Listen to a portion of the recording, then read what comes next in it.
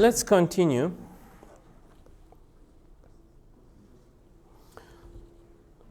Why is this important?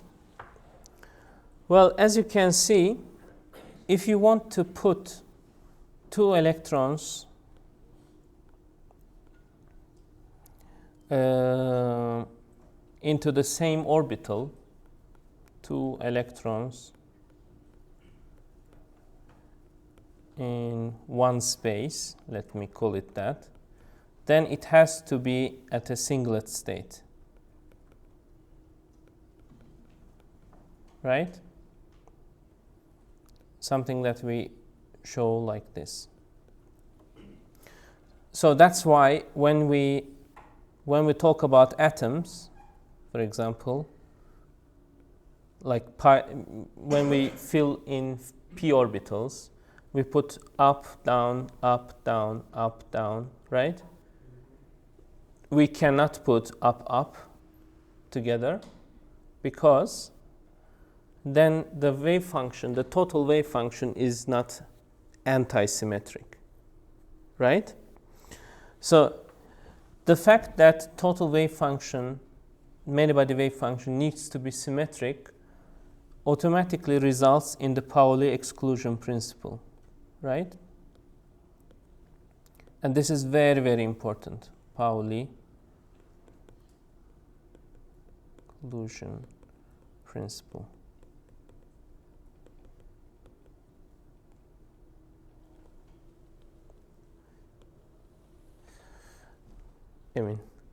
Right?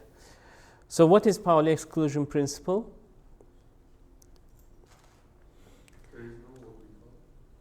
For each orbital gets 2 electrons. Okay. What is the better? No two particles can have the same 4 quantum numbers. Exactly. No two particles, no two identical fermions,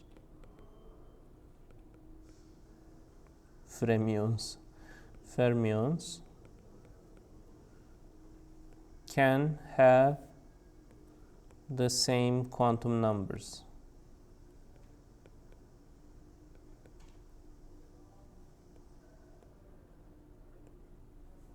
Right? So when we are talking about atomic orbitals, you have N, L, M, and then you have Mz. So no two electrons can have all of them the same, right? Mz changes from plus 1/2 to minus 1/2. In one atom, but in another atom they can be the same. Yes, they are not in the same orbital. It's another orbital in another atom, right? Which is sort of also not true, because once those two atoms are part of one material, then the orbitals are counted as the orbitals of the whole material. So the electron sort of sees the whole material, okay? But still, you can count them as one orbital that is localized on one atom and another orbital that is localized on the other atom. Okay, good. So where does it lead? This leads us to Sommerfeld's theory of metals. So what just happened? We have done particle in a box, we have done harmonic oscillator, we have done hydrogen atom. Now, suddenly we go from 1 particle to 10 to the 23 particles. Okay? So let's talk about Sommerfeld's theory of metals. Do you know Sommerfeld?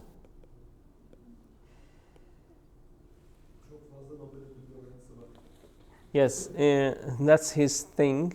He is a person who was nominated for the Nobel Prize the most times. I think the number is 84. Never got it. But he his exactly. Like he has several PhD students, several postdocs, and several other people who are in his orbit who got the Nobel Prize. Yeah, I think someone was especially against it. I don't know who. I forgot who. Yes. So,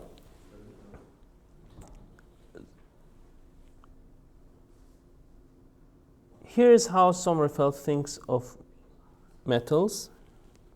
Let's say you take a copper. This is copper. So it has atoms, right? Atomic nuclei. But the thing is that they have just too many loose electrons hanging out. So they have the metallic bond. So lots of free electrons just moving around. So Sommerfeld thinks of them as a free electron gas. Free electron gas. Okay? And here is the thing. We are going to do something that is very similar to what we did in ultraviolet catastrophe. Do you remember putting in waves? So we are going to do the same thing.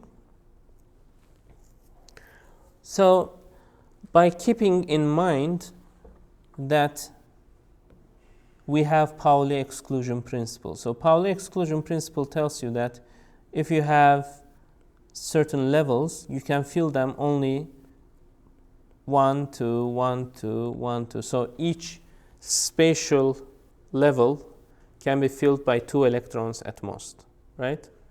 Just like there were modes in light and we could fill them with 2 polarizations. Do you remember the 2 factor that came in at the last moment? Same story, exactly the same story. But this time, we are going to think in terms of Kx, Ky, and Kz.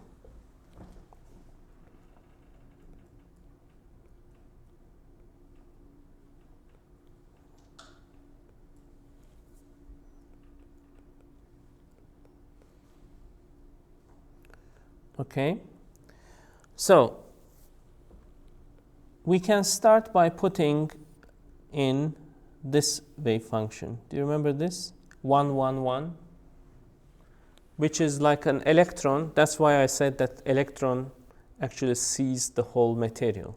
So there is a state for an electron, which is a low energy state, which fills the whole material. Okay? And that state is somewhere here, over here, where Ky, Kx, and Kz, all of them are equal to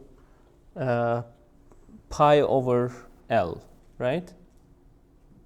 So if you remember, the wave function looks like sine n pi over L, let's call it that way, times x.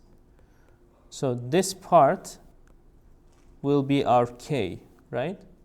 So there will be a kx, so there will be nx pi over L, there will be, this is L, there will be ny pi over L, and there will be nz pi over L, right? So we are going to have these grids. Do you remember those grids? Each grid will have a length of pi over L. Are you following? So we will have cubes that each has a volume of pi over L cubed. So far, so good? Now we have n electrons, and we want to fill in those electrons. What we are doing is we put up and down here, we put up and down here, we put up and down here. Each volume of pi over L cubed is filled with 2 electrons. Okay? So, when we are done filling it, we have reached something called the Fermi wave vector, right? Kf. Below this Kf, all energy levels are filled with 2 electrons. Above that, it's empty. And we are thinking of being at 0 Kelvin. So electrons go as low as possible. Nevertheless, they are not allowed to populate the bottom level. You are not allowed to do this. You can only put, even at 0 Kelvin. And this is a huge deal. This is a big deal. This is why we, yet another reason why we exist, right? Because if our electrons could go to bottom levels, we would just, all the electrons would go down and we would have no inner structure. The materials, this thing is a metal. It has some rigidity, and most of this rigidity is coming from electrons not being able to go to the bottom level. Okay? So let's this is a typical question physicists, like, they would ask it maybe in the interviews, maybe in qualification exam, why my hand doesn't pass through this pencil. The answer is Pauli exclusion principle. Believe it or not. Because the moment these electrons, what should I name it, colocalize with these electrons, they exclude each other. So there is a, yes, it is the case. Yes, electrostatic force, you can say electrostatic force, but Pauli is more important there. So, a question for interviews. Very good. Okay, n electrons. I can put 2 electrons and I have this much volume, 4 pi over 3 kf cubed, and I'm filling 1/8 of it, and every cube has this much volume. Did you understand this calculation which we have done before? Are you following this? Yes? Very good. So what do we get? We get a value for kf cubed. Kf cubed is 3 pi squared n over L cubed. This is the number of free electrons. And this is the volume.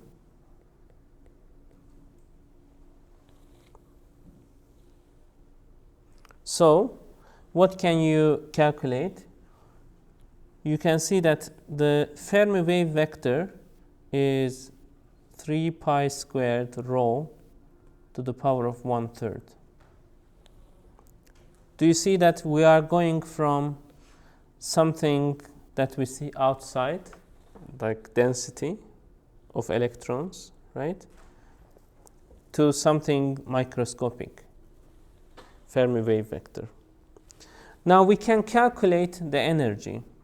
We can calculate the energy by doing h bar squared, k squared, kf squared over 2m. And this is something that we call Fermi level, Fermi energy, right? Up to Fermi energy, all the levels are filled. After Fermi level, all the electrons are empty at 0 Kelvin, right? Good. So what? So, for example, if you compare Fermi level with, if you do Fermi level equal to kBT, do you know what this T is? Temperature, yes. So do you know approximate, what would be your guess? Room temperature, right? No. It's 10,000 Kelvin. 26 milivolt değil mi? What? So that's the thing. If electrons were bosons, they would go to the bottom level. They would have thermal energies. Okay? They would be at thermal equilibrium with the surrounding. The thing is that when you put electrons inside this material, all the bottom levels are filled. So what is left is the levels that have very high kinetic energy. Okay? So a lot of jiggling is there just because they are not allowed to go to the bottom level. Okay? So imagine a hotel. It has rooms, okay? And the bottom room is for some reason preferred. The bottom, people want to go to the first floor because it's easy. But the thing is that every room takes in only 2 people. So that's how the electron fills all these levels and the material becomes rigid. Okay? You can, in fact, for some reason I stopped going into detail in my notes. How are we doing with time? We still have a lot of time. So what you can do is you can express this energy, and there is some energy versus volume here, right? Energy with respect to volume. Because as you can see, energy is, okay, let's do actually the math without the notes, so please help me out here, okay? So energy of the system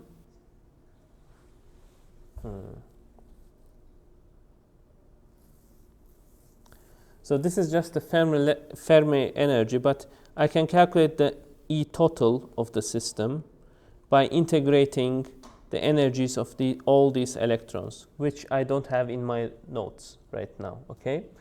But if you calculate this E total, let's say somehow you calculate it, and then you can go to something called bulk modulus.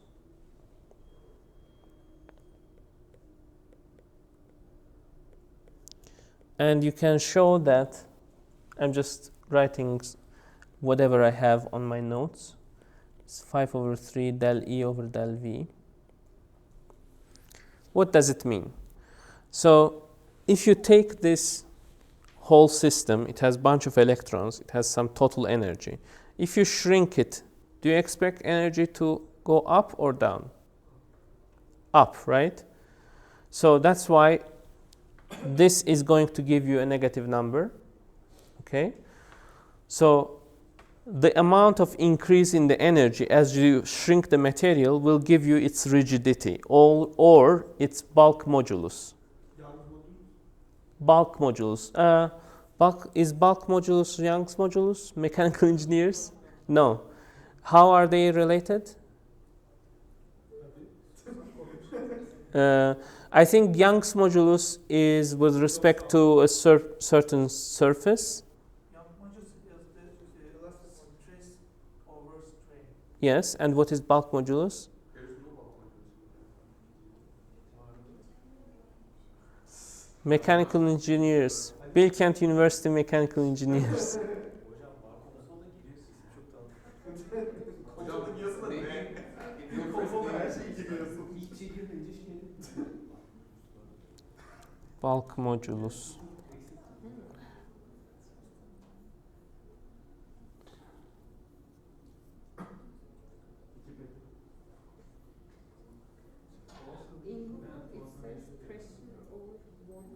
Hocam en üst olduğu gene.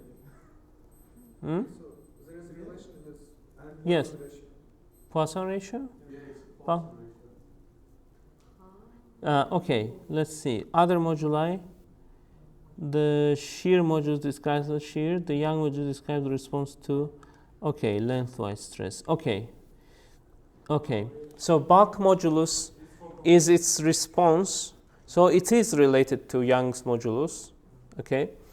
So Young's modulus is when you just press on one direction and you let it go on the other two directions.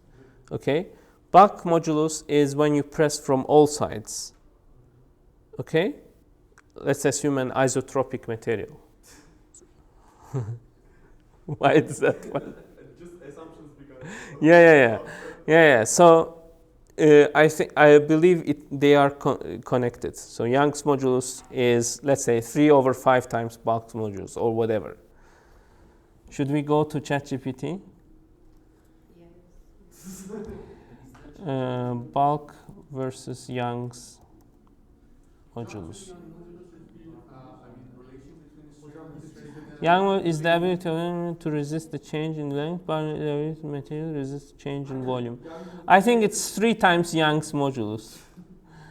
Probably. Hocam you are considering material behavior in a linear region, Yes. Everything is infinitesimal, small, whatever. ChatGPT bot.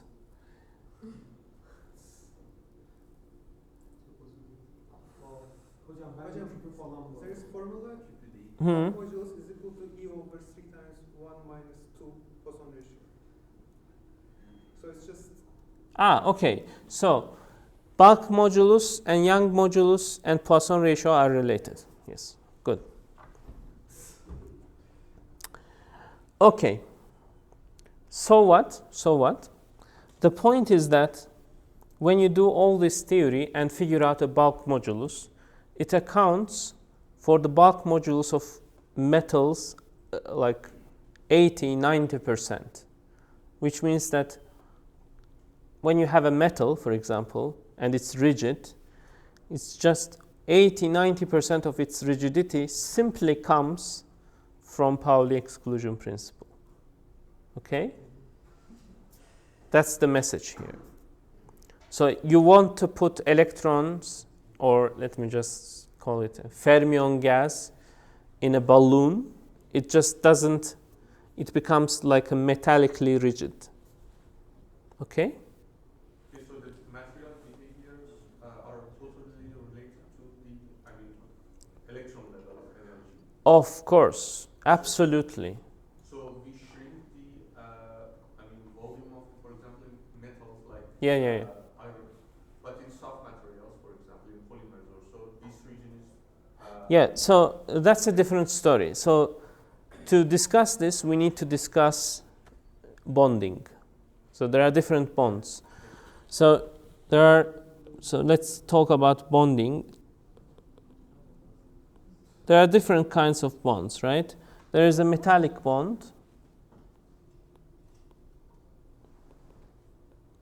And I know everything has its sort of exception, but usually it's left side of the periodic table with left side of the periodic table. Okay? So sodium with sodium, like you put sodium atoms together, and you get metallic bond. Okay? You have ionic bond. This is Turkish. Ionic bond. And this is left plus right. And then you have covalent bonds.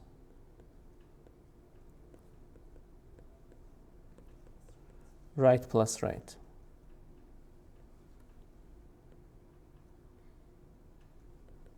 So, concerning the polymer, right?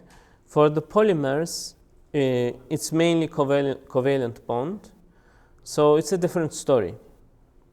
There, the rigidity comes from, like, let's say you have a carbon here, and there's another carbon center here.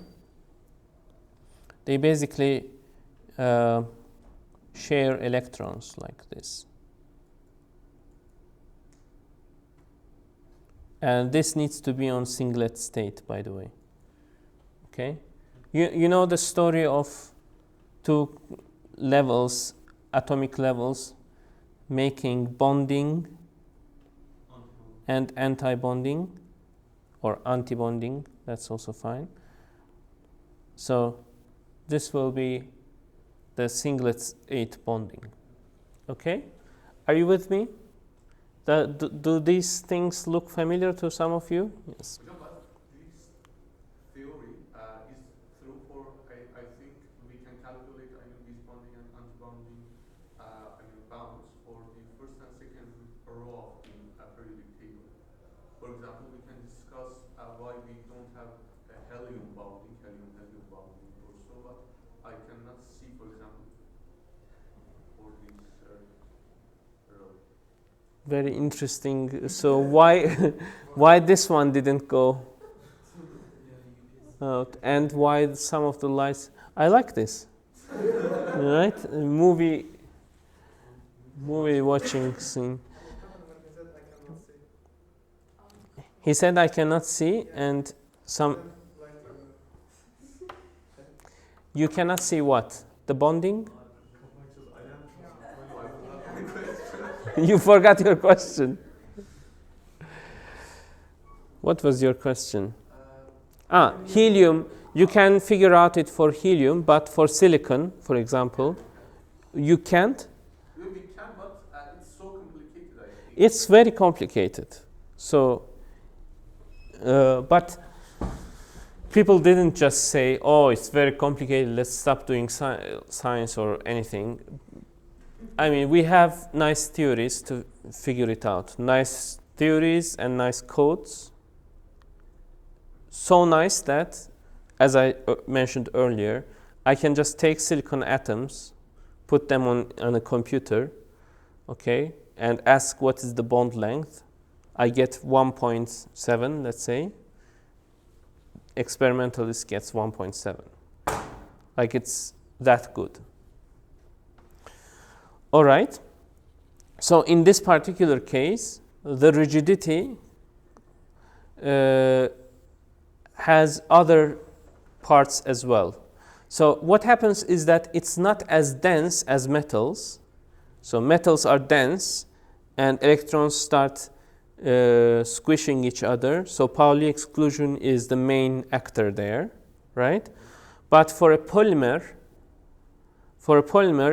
they have these structures that go into each other, lots of void in between, okay? So the main rigidity comes actually from bond bending and rotations and stuff like that.